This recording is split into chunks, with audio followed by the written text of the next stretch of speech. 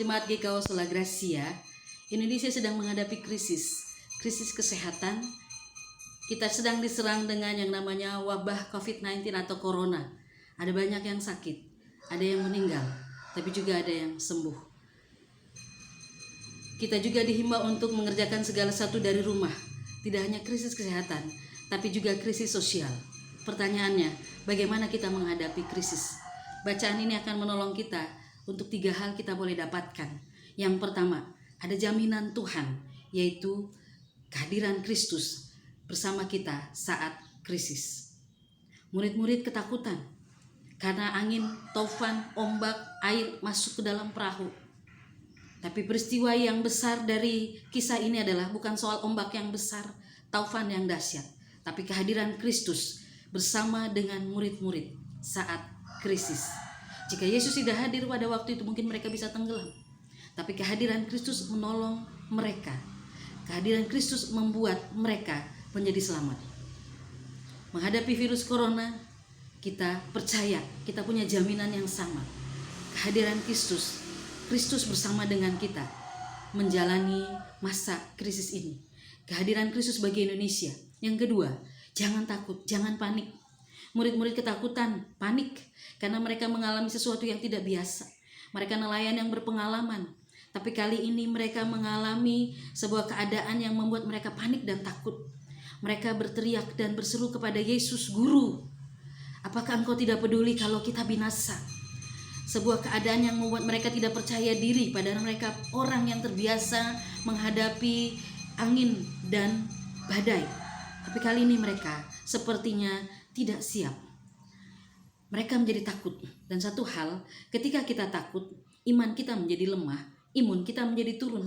Kalau imun kita turun, gampang menyerap penyakit. Jadi kita menghadapi peristiwa-peristiwa krisis corona, jangan takut. Perkuat diri kita dengan iman kita. Perkuat diri kita dengan stamina yang baik. Ini memang mungkin sesuatu yang tidak biasa. Ini mungkin sepertinya di luar daripada kemampuan kita. Tapi percayalah, Yesus hadir dalam krisis kita. Dia tidak hanya hadir pada waktu kita bersuka cita.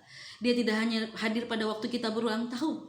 Tapi dia juga hadir pada waktu kita mengalami krisis. Yang ketiga, Yesus tidak hanya hadir dalam krisis, tapi Yesus juga menyelesaikan krisis bagi kita.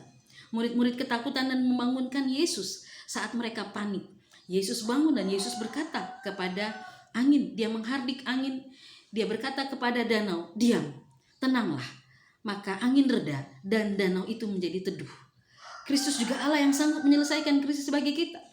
Virus corona ini sesuatu yang kecil, sesuatu yang bisa dihadapi karena dia tidak melebihi daripada kekuatan Allah. Dia bisa dihadang, dia bisa dihalau. Kristus sanggup menyelesaikan peristiwa penyebaran virus corona ini. Dia bisa berkata kepada virus penyebarannya, "Diam dan berhenti." Maka percayalah, Yesus ada dalam krisis kita, krisis bangsa kita. Dia minta supaya kita tidak takut. Kita bekerja sama dengan dia, minta tolong kepada dia. Dan dia, Yesus, yang sanggup menyelesaikan, menghentikan pergerakan virus corona ini dalam kehidupan kita.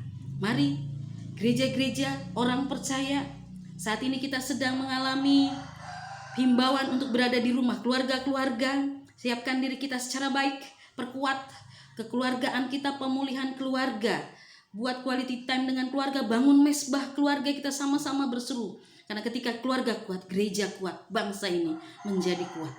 Yesus menjaga kita dan menolong kita. Dia menjaga keluar masuk kita. Yesus hadir dalam krisis, jangan takut. Karena Yesus menyelesaikan krisis bagi kita. Kita berdoa, Tuhan, Engkau berkati kami semua menjalani masa krisis ini. Kami tidak salah berespon, tapi kami menjadi taat kepada pemerintah, taat kepada Tuhan. Dan kami berdoa untuk kami semua orang percaya bersatu hati membangun kekuatan untuk Tuhan boleh menolong bangsa kami menyelesaikan dan melewati krisis ini di dalam nama Tuhan Yesus Kristus. Amin.